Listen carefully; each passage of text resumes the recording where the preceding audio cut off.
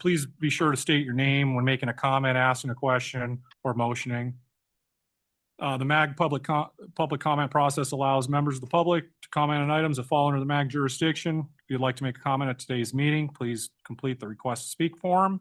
MAG staff can assist you with any questions you may have. If you're parked in the garage, there's a validation stamp on the back counter back there. It's available. Make sure you stamp your ticket there. If you purchase a transit ticket, MAG staff can help you get reimbursed for that. Also, if you need a hearing aid assisted device, they're available from MAG staff as well. Real quick, we do have a couple quick introductions. Do we have Barry on from Youngtown? Barry, are you here? Barry Collins? Yeah, I'm here. Can you hear me? Yeah, there you are. I saw you there for a second. Yeah. You want to give us a quick introduction? I'm Barry Collins. I'm Public Works Lead, Building Inspector, and Safety Coordinator for the Town of Youngtown. All right. Thank you. And I heard Gregory Arlington won't be here today. Is that correct? That's correct. Thank you. Also, I have one of my very own here, George Pavlovic. He's our new engineering director. George, you want to give yourself a quick? Yes, honored to be here. Being 11 years with the City of Glendale with the development services, worked very close with our engineering department. Now I'm very honored to be in leading position there, guiding these guys and helping them on the way to making things better for the citizens and anybody here in the room and on the Zoom call. So again, glad to be here and look forward to helping you in any way. Thank you, George. George wanted to jump in, kind of see this committee. He's familiar with the building committee as he was part of that group. So, all right, we're going to move into agenda item number 2, call the audience. This is an opportunity for the public to comment on items that fall under the MAG jurisdiction that are not on the agenda, informational items, or items on the agenda for discussion, not for action. Excuse me. 15 minutes will be provided to the call of the audience unless the chair requests an exception to this limit. I haven't received any comment or any request to speak for the call of the audience. MAG also provides an opportunity for members of the public to submit written comments via the MAG website. Any comments received 2 hours prior to the meeting are shared with the committee members in advance of the meeting and for consideration and will be included in the formal meeting minutes. Gordon, have we received any comments for call of the audience? We did not receive any online comments this month. Thank you.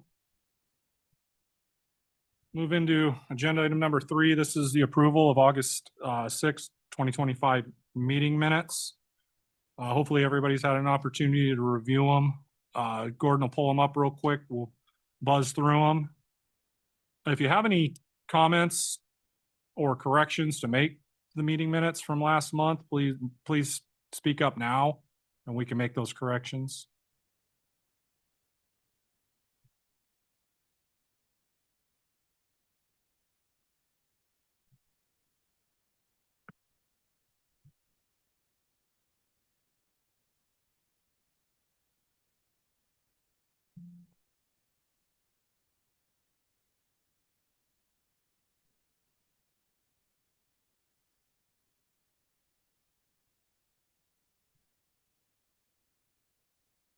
All right, I'm not hearing anything from committee members for any corrections that may need to be made.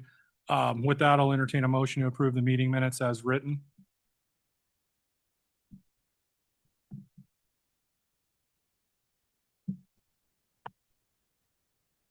Hello. Mr. Chair, this is Warren. I will motion to approve. Thank you, Warren. Mr. Chair, I'll second.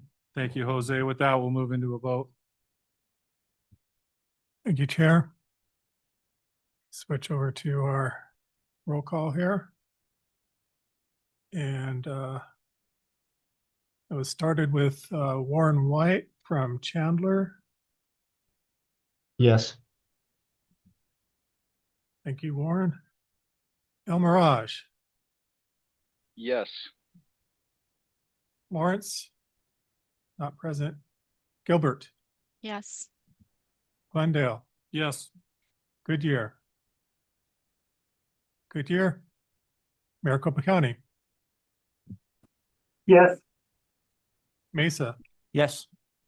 Peoria, Phoenix, Yes. Scottsdale, Yes. Surprise, Tempe,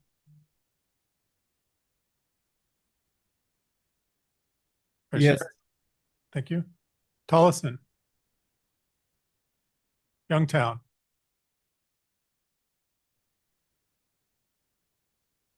Yes. thank you. ADOT, Yes. Avondale, Yes. Buckeye. Yes. Is there anybody I missed? All right, looks like the motion passes unanimously. Thank you, Gordon. All right, we'll move into new cases for 2025, cases under consideration, agenda item number 4. The first one is the miscellaneous corrections, which is the 25-01. This one, we have A through G. For the sake of time, I'm not going to go through each one of these. I think we're all pretty familiar with these. They've been on the docket for all year. So with that, though, if there's any questions or comments to any specific one of these, I'll open it up for discussion.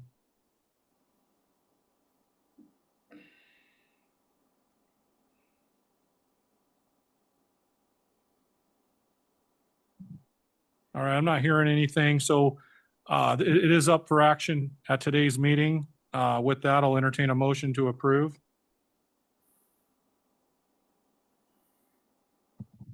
Mr. Chairman, I'll motion. Thank you, Jose. Can I get a second motion, please? I'll second. Jim Badowich from Avondale. Thank you, Jim. With that, we'll move into a vote. Thank you, Chair. Let's see. Phoenix made the motion, so we'll start with you. Yes. Okay. Scottsdale, Yes. Surprise, Tempe,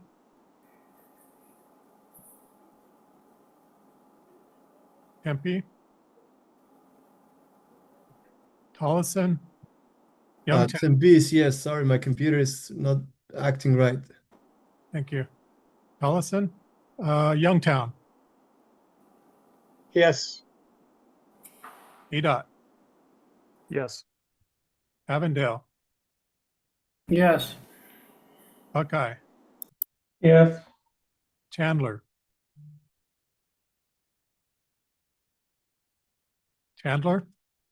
Yes, sorry, I'm putting the button. El Mirage, Yes. Florence, Gilbert, Yes. Glendale, Yes. Goodyear, Maricopa County, Yes. Mesa, Yes. and Peoria. Thank you, everyone. The motion passes unanimously. Thank you, Gordon. Thank you, everyone, for bringing these miscellaneous corrections to the committee. All right, we'll move into agenda item number 5. This is case 25-09. This is to revise the details 303-1 and 303-2 for pipe joint restraints. This one's brought to you guys by myself and the city of Glendale. The last revision that we made on this, or modification, we had some comments. Let me back up. We had some comments from industry at the last meeting. And what I did was I went ahead and addressed those by adding the note, all inline valves must be treated as dead ends, and add the valves under the dead ends in the upper table. So that's been corrected, or not corrected, but it's been identified and resolved. With that, we really didn't have any other comments. This one's been on the table for quite a while, and it is up for possible action. I'll open it up for discussion with committee members. If there's any comments or questions. I think we really cleaned up this table for the whole entire underground community, because there was a lot of confusion regarding this table, and that's what really prompted it. So committee members have any comments or questions on this case?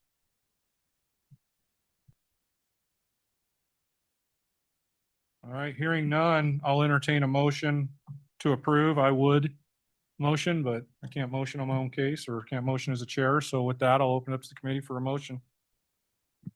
Mr. Chair, Ryan? I'll go ahead and motion to approve case 25-09, details 303-1 and 303-2 pipe joint restraints as shown in the packet. Thank you, Ryan. this is Warren. I will gladly second. Thank you for all your work on this one. Thank you, Warren. We appreciate that. All right. With that, we'll move into a vote. Okay. Starting with Mesa this time. Yes. Yoria? Yes. Okay, great. And Vaughn? Phoenix? Yes. Scottsdale? Yes. Surprise? Tempe? Yes. Youngtown? Yes. ADOT?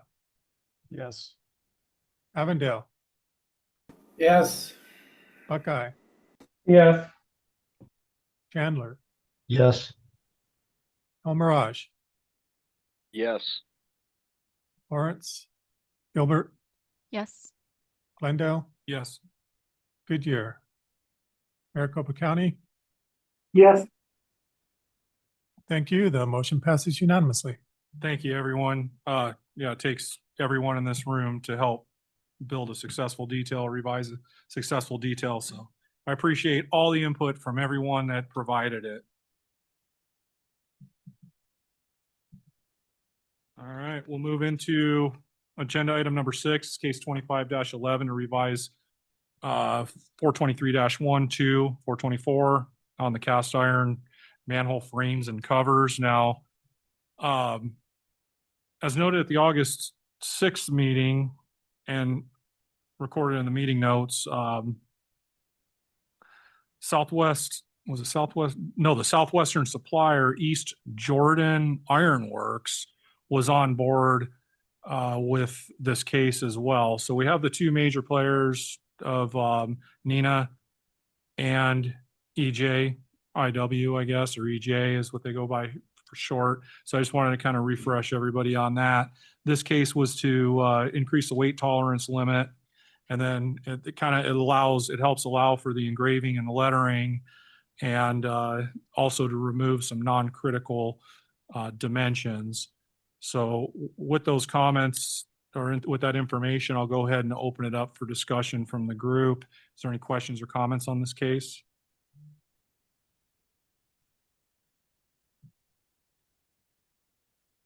I think everybody's had ample time to review it.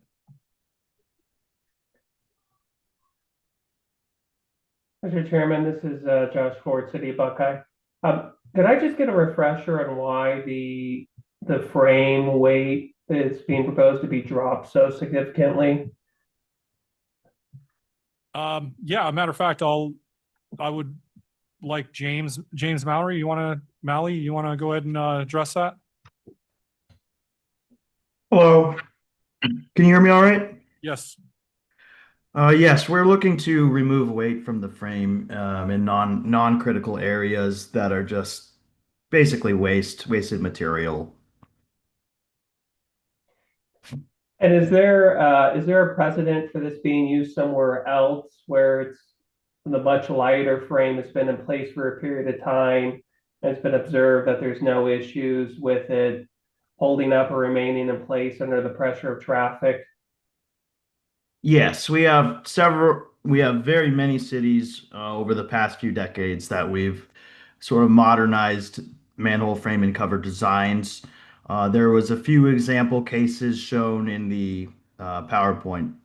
A few of the couple of the PowerPoints we shared to the MAG committee over the course of the case. Josh, this may have been before your time with the committee, but it was presented to the voting committee that we're in now. And also, I believe it was provided to the Water Sewer Working Group. Is that correct, That's Badowitz? correct. Or, okay. Yeah, this one's gone through the water sewer working group quite a bit. We were all pretty aware of the reduction in the weight on the frame. We were very concerned about reducing the weight in the lid too much, and I use air quotes with too much because we were concerned about dislodgement and theft. I know there's other ways to mitigate that, but does that help answer your question, Josh? It does. Thank you. Thank you. Any other questions or comments from committee members on this case?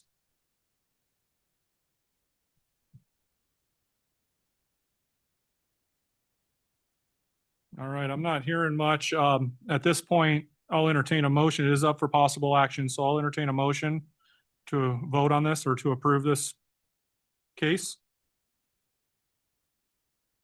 Case sponsor, you can motion. I will motion that we proceed with action on this, Chairman. Who's that? Arvid? Arvid. Thank you, Arvid. With that, I'll entertain a second motion. Mr. Chairman, this is Dan Nissen with City of Peoria, and I second the motion. Dan, welcome. Thanks. Better late than never. Glad you're here. Thanks. All right, with that, we'll move into a vote. Okay, let's see. Since Arvid is an advisory member, let's start with Peoria's. Yes. Phoenix, Sure, but they will. Yes. Scottsdale, Yes. Surprise, Tempe, Yes. Tolleson, Youngtown, Yes. ADOT, Yes. Avondale, Yes. Buckeye, Yes. Chandler, Yes. El Mirage, Yes. Lawrence, Gilbert, Yes. Glendale, Yes. Goodyear. Yes. Is that Goodyear on? Yeah. Join late. Thank you. Maricopa County Yes. and Mesa. Yes. Thank you, everyone. The motion passes unanimously. Thank you, guys. Thank you, everyone. James, thanks for your hard work on this. Arvid, thanks for bringing this case. It's appreciated. Our pleasure. Thank you. Awesome. Thank you.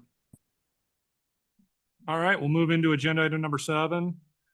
This is case 25-12 to revise the section 326 and 719 for design and placement of polymer modified asphaltic concrete or asphalt concrete.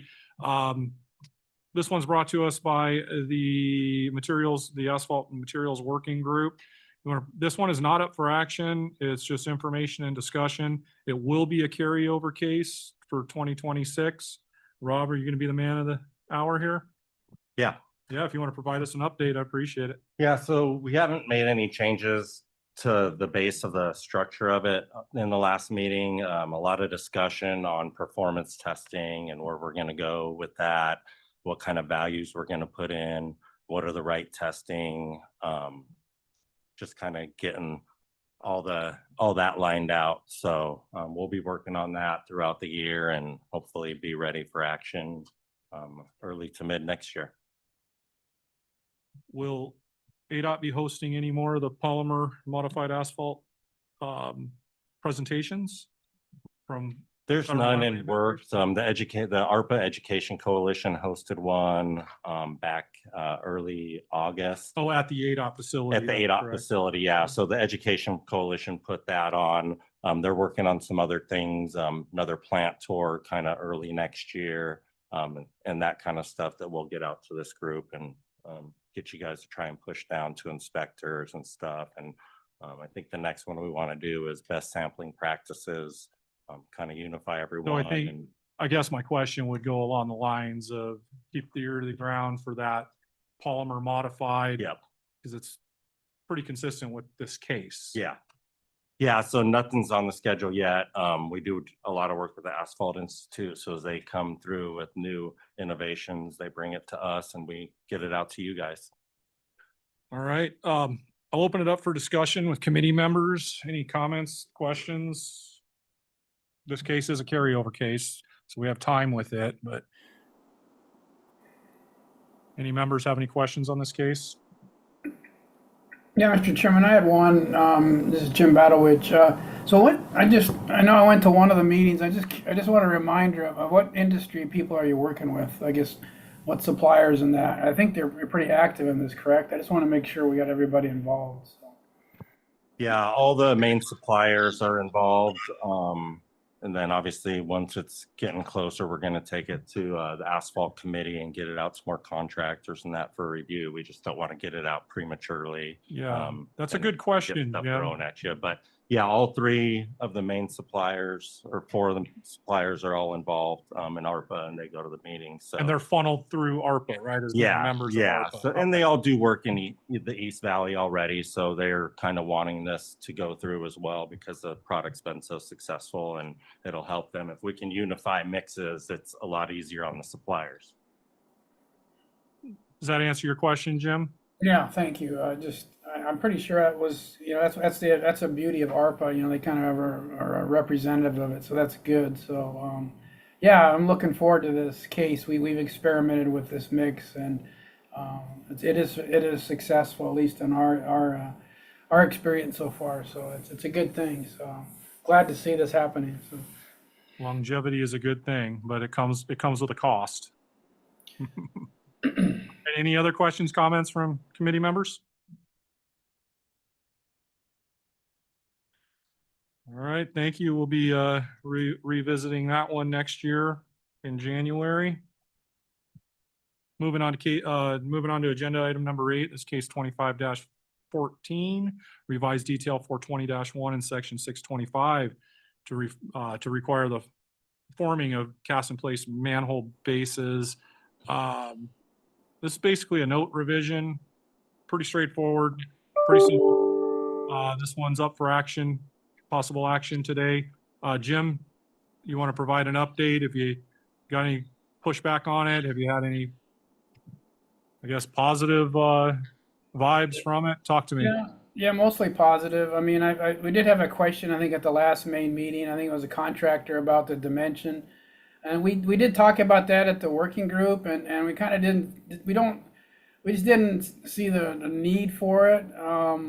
Again, it was the purpose of this case was just to require the forming, not to get into the, dimensions and structure of the case or of the manhole base. So we just kind of went back to, okay, what are we trying to do here? And it really is just to require the forms. I've always thought, by default, if you follow the specs, it references what is a 501 for structures, and the manhole is defined as a structure. I mean, you could, argue even without this note that manhole bases should be formed, but I think it's just my thought was just to put it in the notes just to be really specific, because we have had issues with the cast in place bases.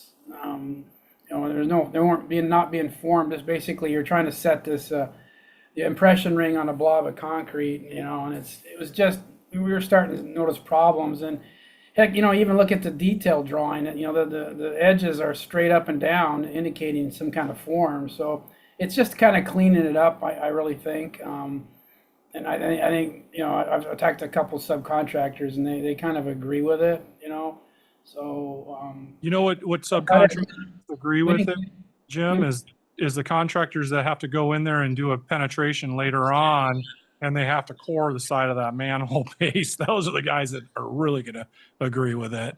And that was, Jim, that was one of my biggest challenges when I was out in the field, is the amount of time it took and the amount of labor and the expense to penetrate into the side of a manhole that wasn't formed. But you did add, I don't want to lose sight of the fact that you also added that it should be one placement of concrete, so you're not ending up with a cold joint. And forming the manhole bases really gives you a more accurate quantity and concrete yield. You can calculate it a lot closer than having spillover, because one inch slump changes the world when you're trying to stack concrete. Yeah, and just I've actively watched this stuff in the field, and they struggle with it, and sometimes they're short of material, and so they're looking, just they're putting dirt in it and ABC just to make it up, and it's just this isn't right. I was kind of just always educated in my younger years, if concrete should always be formed up and have steel in it, and obviously we put steel in for the deeper ones, but it's just I don't know, it's the right way to do this, I guess. Especially with the pipe penetrations, you want to make sure you get adequate concrete around it. Some of these bases aren't even they're like oval shaped, and so we've had questions where you almost got to get down there and measure it to see if you even got enough of that 4-inch excess, that the detail calls for. So I think it's just reacting to the way the industry's going on it, and it just makes sense to have a clean excavation. And I know agencies like it, like you said, when you ever have to dig these up, it's just a huge amount of concrete, and it's hard to tie into. It just makes it more difficult. So it's just a cleaner design or cleaner method to pour these things. So Yeah, I see the benefit, definitely, Jim. The technical message for forming and one placement is one item. In the future, next year, maybe we can look at the dimensions, because I don't want to take away from Mike Jones's point at the last meeting. He had a very valid point. Let's take a look at those dimensions and make sure that when we're using a, well, lack of better terms, thinner walled polymer type chimney or barrel section, let's make sure that those that 4-inch typical is addressed. But for this case, yeah, forms and one placement. Any other? I'm going to open it up to the committee members for any other discussion or questions regarding this case. Yeah, I did have a additional discussion that I addressed at the last meeting at the working group, and I don't know if Gordon can pull that up, but I think Jose from Phoenix requested can we look at the manholes for storm drain? And I did look at the details and kind of add the notes where we would add that, but I think just again not to prevent scope creep, and we can look at that as another case next year. Look at the manholes for storm drains and the basis for them, and see if they should have forms. So I would agree. We'll start with this detail. so anyways, that was it. So Thank you, Jim. Any other committee members have questions or comments? All right. I'm sorry. All right, it is up for possible action. With that, I'll entertain a motion to approve.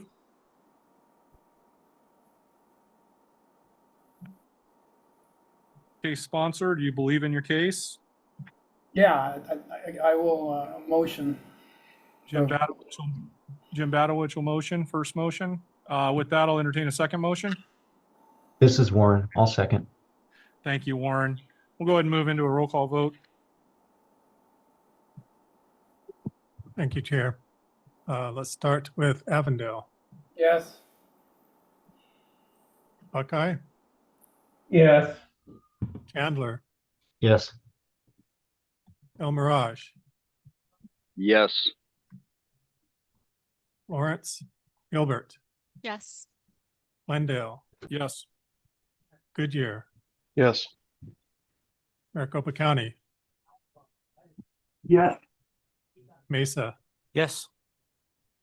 Peoria, Yes. Phoenix, Yes. Scottsdale, Yes. Surprise, Tempe, Yes. Tolleson, and Youngtown, Yes. and ADOT. Yes. Don't want to forget you.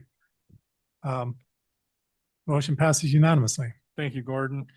Jim, thank you for bringing this. It's such a simple case, but it makes a huge difference. So I want to thank you, the Water Sewer Working Group, and all the other committee members that had input on this case. Thanks again. We're going to move into agenda item number 9, case 25-15, revised curb ramp details, 236 and 237 series. This is to follow the new PROAG final rule. This one is also up for possible action, but before we get to that point, I'll go ahead and open it up to the case, well, give it to the case sponsor to give any updates on this case. Thank you, Warren? Mr. Chair. Yes, this was one of the items in the ADA working group from our August 21st meeting. And we had some good discussion on a couple things that came out of that discussion. We're modifying. One of the items was that I thought we had it on there, but needed to add the minimum 2-foot radius for the area that's kind of the DG island, so to speak. So that was added. So now you see the 2-foot minimum radius call out typical right there. Yeah. Okay. So along with that, just some moving around of the graphics, and of course, because these are pretty busy details, and ultimately Gordon may find some additional cleanup when he finalizes these. But so that was added. In addition, the previous draft showed where that leader is from right there. Yep. There was some concern that what I had shown before with that kind of the larger arrow with the cross mark through it might cause some confusion, and we agreed that someone might think that that's a marker or something that needs to be marked out there. So remove that in favor of just that simple leader pointing to the note there. So those are the two changes that came out of the discussion that are now shown on here. And that applied to all of the details. Warren, would you mind refreshing my memory on the section for the 2-foot minimum where the DG goes and what the driving force behind that was? Sure, Mr. Chair. If you go back up to the first page for the case regarding in the final PROAG, what came out of the final PROAG was this new requirement where if you're going to have a single ramp and you do not intend for pedestrians to cross there, you have to have some type of separation or other or detectable vertical edge. They've shown in their training videos sessions. Sometimes it's a sign that protrudes up, just something where someone visually impaired would be able to determine that this is not my place to cross. The thought was we're going to go with the more simple approach where we're just having that 2-foot DG separation. We ran that by the access board and to ensure that that would meet the intent of the new requirements, and that they agreed. So that particular requirement is shown in PROAG that R2 Rule 203.6.1.1. So it is meeting the minimum requirements, but it's also a lower maintenance because there's no vertical obstruction or no vertical signs Correct. sticking up that can be hit and have to be put back up every 3 weeks. Absolutely. I didn't think our traffic or just the common sense folks would like to have more protruding signs right there along the roadway. So just more hazards. So this seemed like the easier approach for this. So that's kind of the background of what's been coming in the final PROAG. Thank you. That answered my question.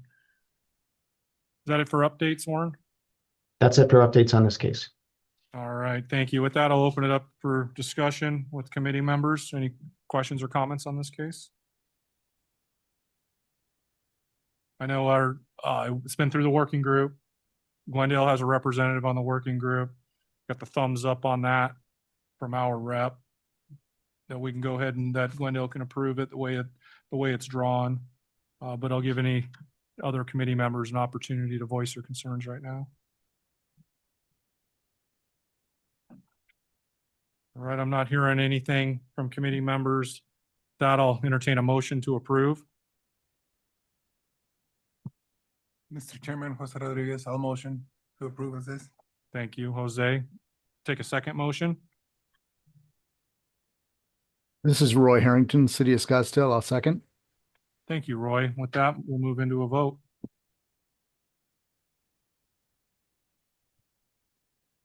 Okay.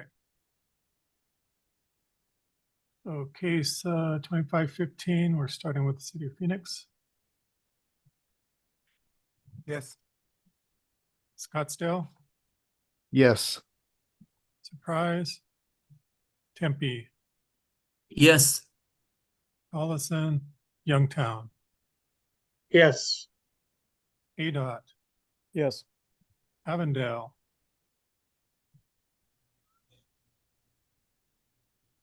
Jim, Buckeye, Yes.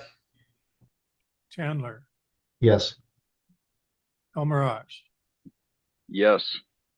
Lawrence, Gilbert, Yes. Glendale, Yes. Goodyear, Yes. County, Yes. Mesa, Yes. Peoria. Yes. Back to Avondale. You vote? Yes. Sorry, I got called away.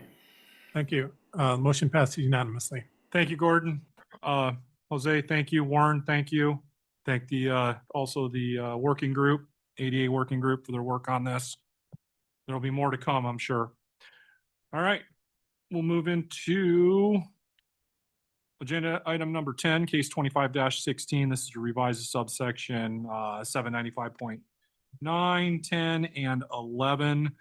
This one's for adding decomposed granite for slope stabilization and to use our favorite psyllium husk. Apparently it's in abundance anymore. Peter, you want to, this one's up for possible action, but Peter, would you like to give an update on this case? Yes, thank you, Mr. Chair. We talked about it at the last working group meeting, really no new comments. This one grew out of the miscellaneous case 2501A, which now don't have to worry about that in this case, it's already taken care of. But as discussions move forward in the working group, it was requested, the working group, City of Glendale wanted to get an additional material for side slope stabilization. We utilized the ADOT specification for adding to that. The discussion then extended to stabilizations and provide flexibility for selection of stabilizers more appropriate, say for equestrian trails and such. We now kept the existing polymer stabilizer and added the second one as an optional one for materials. Again, no new comments. Finally, the addition of rock mulch seemed appropriate at that time since it's being used in several drainage situations. So we just pretty much updated the specification materials and added more options involved with it. Again, no new comments on that. If we have any additional ones today, we can address them. Yeah, thank you, Peter. I know our very own Kelly Hargadon sits on the working group committee. She gave me the thumbs up this morning. So Glendale is obviously satisfied with it. I'll open it up for discussion and comments from committee members.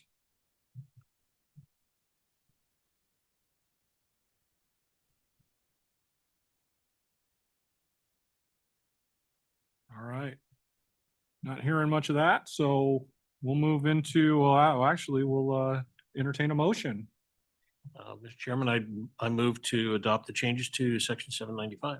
Thank you. I wouldn't expect anything less, Peter. With that, I'll entertain a second motion. Mr. Chairman, I'll second that motion. Thank you. Is that Dan? Yes, it is. Thank you. Thank you, Dan. All right, with that, we'll move into a roll call vote for case 25-16. Thank you, Chair. We'll start with Dan and Peoria. Yes. Phoenix, Yes. Scottsdale, Yes. Surprise, Tempe,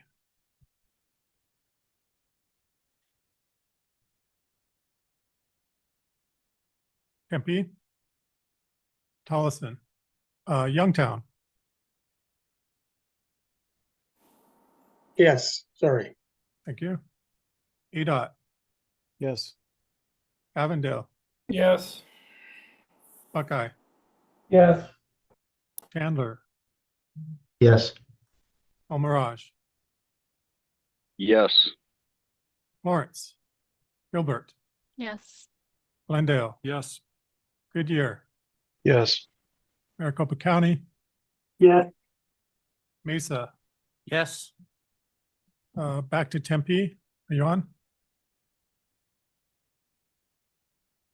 Okay, looks like the motion passes unanimously.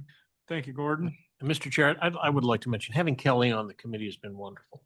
She contributes to every case we talk about. It's really been nice to see She's that. passionate about it. That's why. No, it's really nice to have that input. It's not It that is. people It's are refreshing. silent, but it's really nice to have somebody who provides us information every time or then goes back and talks to maintenance and brings back information. It's really been a great addition. Yeah, to the thank you. Working And, group. you know, we have her in the engineering team. And she's a huge asset to the whole entire team. So I'm glad she's working out with the working group. I knew she would. That's why I asked her to join it.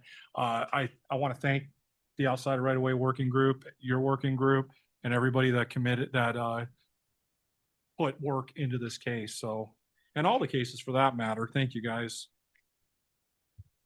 All right, items proposed to be heard, other items, agenda item number 11. This is for the working group reports. This is where I'll ask the chairs, co-chairs to provide, a brief report and any plans for upcoming meetings. We'll start off with the water sewer working group. Jim? Yeah, thanks, Mr. Chairman. So we met our meeting in August on the 19th. It was a relatively short meeting. We just talked about a couple things, my case, your case as well, the cross links. No, that one passed. So then we just kind of talked about what's coming up next year. We do have some ongoing items that we want to keep going, get some momentum on them. Maybe make a case. I know you've got your manhole adjustment rings. Think maybe get that one across the finish line next year. Might want to look at, and we've talked about looking at section 610, creating a section in the 700 series, because there's not a whole lot there for PVC pipe. But we got a lot of the other stuff. A lot of the other pipe materials are covered, but I think we're lacking there. So I might have to reach out to industry on that and get something in there. Then we're going to work on our case for sewer line testing, for video testing. We want to try to pin down that spec a lot better, and mandrel. So we got a few irons in the fire with that, but I think we're going to try to get something, a case next year on this, because we've talked about it now for over a year. And so I think there's enough out there in the industry that we can put something together and just get some clarification on it, because there's still lots of questions that we deal with our contractors as far as the testing. And maybe we might introduce an option for laser profiling. I know that, again, that would just be an optional for testing deflection and pipe. So and that was about it. I don't think we need a meeting unless somebody wants to continue for this year, but that would be September 16th. But I don't see a need to have it at this point. I don't know, unless somebody wants to have any more discussions on something that's pressing. So. All right. And that was it. Thank you, Jim, and thank you for water sewer working group. A lot of productive stuff came out of that group, so thank you very much. Outside of right-of-way working group. Thank you, Mr. Chairman. Similarly, we didn't really focus on the existing cases. We were looking at the cases that will be upcoming for next year. We want to get the work going right now so we can get out the gate early in January, February on getting some cases on the docket. So we talked about the one that we're in probably more developed than the rest, which is the riprap spillway details. Again, Kelly provided some good background information from her talking to maintenance folks on the desire for, or the lack of desire for riprap in the spillway. But I think we identified that there are functions and purposes. I'll bring some pictures next time to the working group of different places where different types of spillways details that or spills that are being used across the valley. I've been sort of collecting some pictures recently. I think what we decided was by having the options, the agencies will be able to pick what they want for each condition that they have. I think we need to have the different ones. One thing we talked about was adding a spillway detail that had a concrete bottom and riprap, grouted riprap on the sides. That was one that's been kind of missing. So we've got the options of grouted riprap, completely standard riprap, and then kind of a hybrid one. And it seems like those would cover the different varieties that we've got. The riprap seems to be something that is necessary, especially on steeper slopes. And that seems to be where it's used the most. So as I said, I'm trying to collect a series of pictures to bring, we can go through. Our goal is by January, February at the latest to have that detail as one of our first cases. Nice. The next one we talked about were the detention tanks. We got the first one in this year. What we need to do now is keep the momentum going. Keith Kesty with City of Phoenix volunteered to work on developing the multiple tank detail. That's kind of our first priority. We did the single tank this year. Now we've got to get the multiple tank one in. So our goal next year is to make sure we have multiple tanks. There was also some volunteering to work on cast in place concrete pipe options as that. We did not have a representative from the precast there for that time, but we assume that that will probably follow along with it. At the very least, we'd like to get 2 of those in for next year if we can, if not 3 different options. Get the multiple one and then the other 2 types. We're going to try to keep that series going and build on those cases. Other cases we talked about, dry wells were mentioned, but I think there was a desire to look at the LID standard for domed overflows. So I took that on as a task to try to pull that one together for next year. That's kind of in the development stage. There are 2 items that the group wanted me to bring up here and look at, kind of take a temperature measurement of people on the desire to develop details.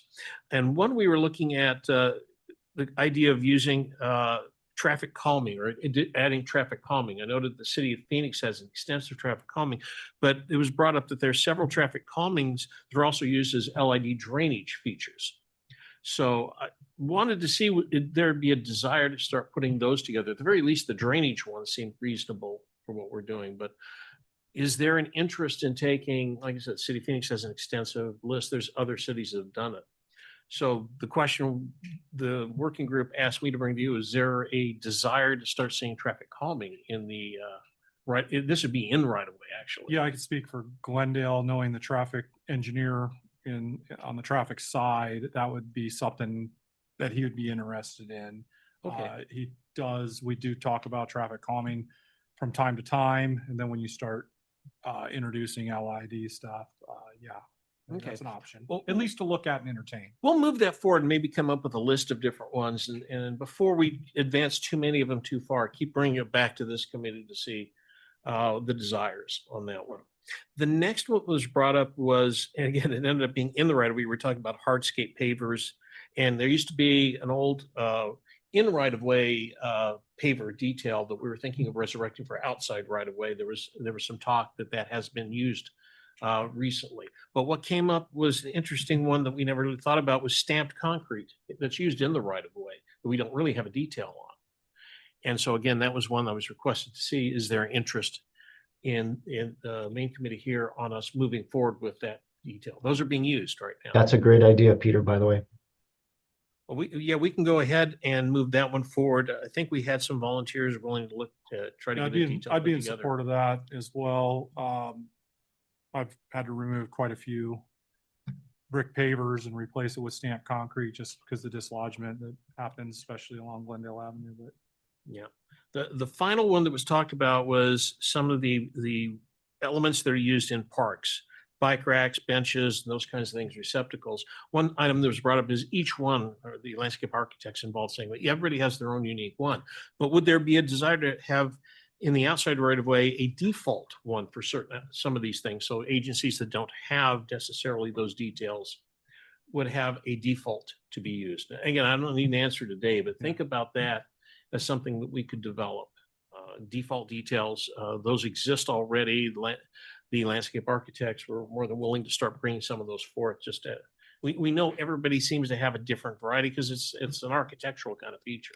So that, like I said, we had kind of lively discussions. We ended up going the full time because we had a bit of blue sky going on. What we could start doing. So, all right. Our next meeting is September 18th at 10:30. It's going to be a Teams meeting. We seem to have an active bunch of stuff we want to move forward with. So we'll probably have a September and an October meeting and call it quits for November, December. I can entertain any questions. Hey, Peter, this is Warren.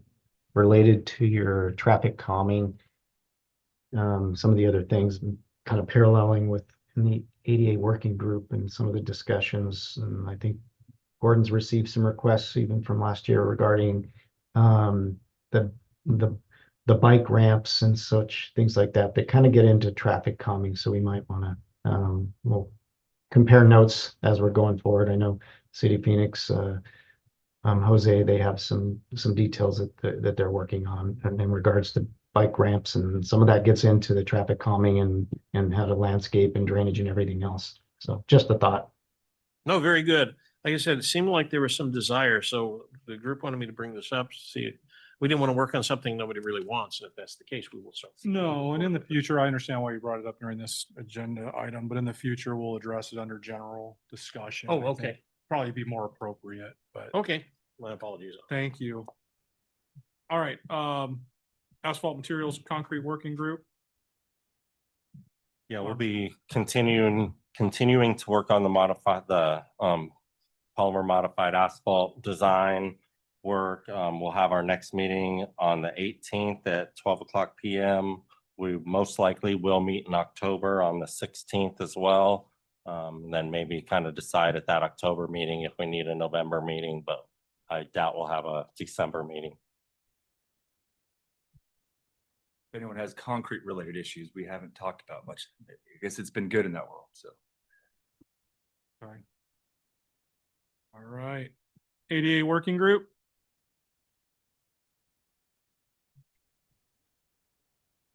Warren, you there? Thanks. I'm here. Thanks, Mr. Chair. Yeah, we had our meeting on August 21st, I guess. And as typical, we had a good turnout and good discussion. We usually ask the group if they've had any or heard anything in terms of anything beyond what we know and how it's been codified in federal law and how it's adopted and anything beyond that in terms of DOJ adoption. And so no word yet on the street beyond how it is now. So of course, we talked about the current case that we just approved and then moved into some other items that we've been discussing is the new detail for the blended transition. One of our industry reps had provided a draft for the blended transition beyond my high level concepts that I put together. And so we talked about that and thought we needed to do a little more research on the blended transition and the intent and some of the things that we've been constructing throughout the valley here. But so that's still on the table. And then moved on to ongoing discussions on the bus bay detail. And on my to-do list, I still haven't done, is I'm going to send that out to all of our committee reps here, just for some input on your end, finding out if that's something we want or should keep in MAG, or if it's not used at all, because most of our agency specs and details have our own series that are specific to our agencies. So that's a question I'll be putting out there to everyone that will help us determine if we want to make any updates to that, to the MAG detail 252. And as mentioned, there are bike ramps are getting more used throughout the valley. So that's something that we've been talking about, and eventually might look at the City of Phoenix details that are being developed. And then the other potential case that we spent most of the time is how to looking at the crosswalks and adding, revising what's in PROAG as the maximum grades that are allowed for the crosswalks, cross slopes, in different scenarios, whether it's a mid-block or at the intersections, and whether that is appropriate on the curb ramp details. So I still got some ideas that I need to, based on our discussion in the last meeting, that I'll draft up to share again at the next group meeting. So that's kind of the main things we talked about in the meeting. The next meeting is September 18th, and Jose, I believe I have a conflict for that. So I don't know if you're up for sharing that without me, but that's one thing I wanted to talk about. Yeah, I should be able to make it work, Ryan. We'll just touch base offline. All right. Thanks. I appreciate that. All right. Thank you, Warren, for that update. Once again, I want to thank all the working groups, all the chairs, the co-chairs, and all the members. You guys made great progress this year, so thank you very much for your input. All right, agenda item number 12, staff report. I could definitely report that we're not going to have any more meetings this calendar year, but with that, I'll turn it over to Gordon. Thank you, Chair. A few items that I wanted to mention. About a week or two ago, I sent out a vice chair solicitation letter. This is a kind of our annual letter that we send out to, or actually biannual, I guess, every 2 years, to get a new vice chair for the committee. And I believe that we're asking for those to be submitted by September 30th. So if you're interested in serving, or if you have any questions, feel free to contact me. The vice chair is just there in case the chair isn't able to run the meeting. You can step in and fill in, so it's not a huge lift, and it also gives you a chance to kind of see how things go. I send the draft agendas out to both the chair and vice chair, so you can kind of get an idea of the process, with the intention of serving as chair after a couple years. So if that's something that's interesting to you, or you'd like to add to your resume, or you just want to support the group, please think about that and contact me. The next thing on the list is the current books and binders here at MAG have all been sold out just recently. So rather than ordering last year's, we're just going to wait until we get the new ones approved through the approval process, and they should be ready January. But if you, for some reason, don't have, you need a hard copy and we don't have any to sell, feel free to download it, print it out, make whatever copies you need.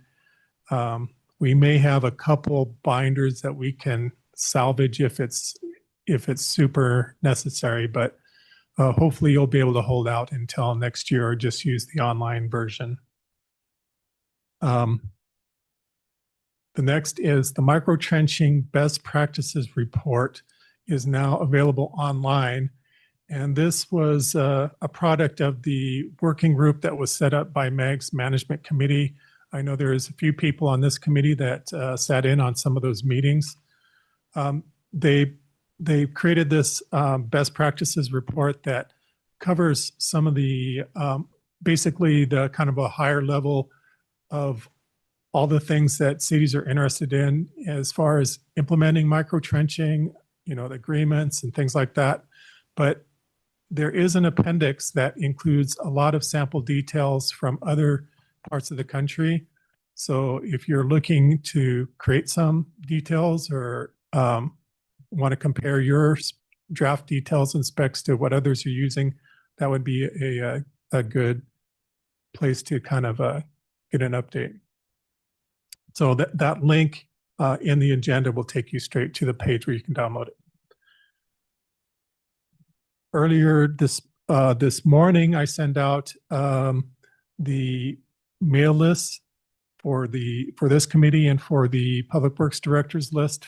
I've already got several people who have replied and gave me updates, so I appreciate the quick updates. And if you have any new members or updates or address or phone number changes or whatever, please send them to me. The Public Works directors are going to be the ones who get the update packet for their final review before we compile the next revision. And then finally, I've mentioned this before, but since we've got all of the cases that were intended to be passed this year have been passed, it's a pretty good number, and there's quite a few pages, so it looks like we're going to have a pretty big update. But as I start making those changes to the book, I will send those to the case sponsors for your review just to make sure I captured everything. You also, the committee members will also be CC'd on the mail out that goes to the Public Works directors. So you'll see the final packet as well and can review it and make sure everything is correct. And if you do find anything, please let me know so we can make those corrections before they are printed in the books. But if everything goes well, after the Public Works directors review in October, it'll go to the MAG Management Committee as an information item in November and to our regional council in the 1st of December, also as an information item. So it's not necessarily for approval. They don't approve or reject it. It's just for their information. The specs and details are used by your agencies, and you have your own approval process on how you take those to your council or whatever. So that's the MAG process. And once that's completed at the regional council meetings, they've had a chance to review it, then I can send those updates out for printing and prepare the final PDF files that are posted on our website. All of that should be ready by the 1st of January, 2026. And if anyone has any questions, feel free to contact me. Thank you. Thank you. Gordon, out of curiosity, how many written books do you go through in a year, do you think? Yeah, well, this past year, we ordered 200 of them and they all sold out, which is about what we normally do. But I think because it was a new edition, we had more orders than typical. So I'm thinking of probably upping that to maybe 250 next year. But we're also going to have the update packets available. So the people who already have the books probably are not going to need to buy full new books. Sometimes they do anyway, though. So The reason I ask is ADOT's going towards digital, and they're trying to decide whether they print any. And so they're going back and forth. So me or Mike can maybe let them know that you're going through 200 copies a year, right? Of printed versions. So yeah, and I think a lot of them are used by our agencies. I think they're the ones that purchase a lot of them, and so. But we've had some discussion or thoughts about do we want to do the same thing, just go pure electronic? And it would be easier for us if we did. We wouldn't have to maintain an inventory of books. But if there's a demand from our member agencies, we'll provide it as a service if this is if you'd like us to do this. But as far as our concerns for industry, we do occasionally have some contractors that'll buy books and things like that to use in the field, but it is quite a bit of work for a few sales. We don't make any money on it. It's just provided as a service. All right. Thank you, Gordon. Thank you for that staff report and detailed process on how everything happens behind the curtain. Appreciate that. Agenda item number 13, general discussion, topics of interest related to specifications, construction practices, technologies. This is an appropriate section or agenda item to drum up that interest or to ask questions to the committee members about what you may be interested in. So at that point, I'll open it up for discussion. If anybody has any questions, anything they'd like to comment on. Peter, you already got yours out of the way. No, you're more than welcome. If you'd like to elaborate on anything, you're more than welcome to. Okay. Any other committee members? All right. Thank you. Agenda item number 14. Hey, I get one question. Speaking of micro trench, I know you said you put up the best practices. But just quick question, does anybody have any issues that they can share with the committee about micro trenches? Wow, where do we start? Oh, okay. Yeah. I'm particularly interested in is the asphalt sealant that they put on top of it. Is that coming off?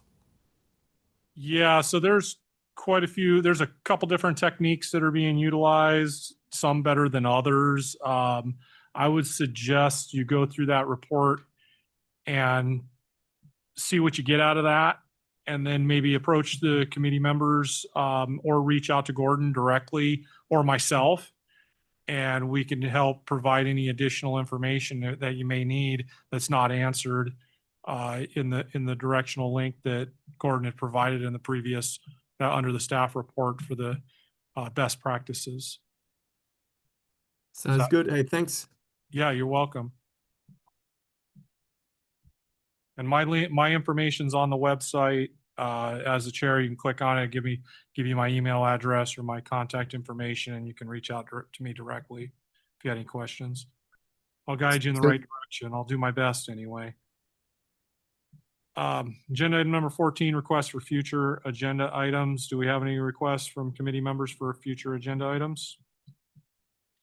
I don't have anything specific, but the earlier months in the year is when we typically have fewer cases to worry about. So if there are some industry type presentations or subject matter expert type people you'd like to bring in for presentations, let Gene or I know, and maybe we can schedule something earlier in the year.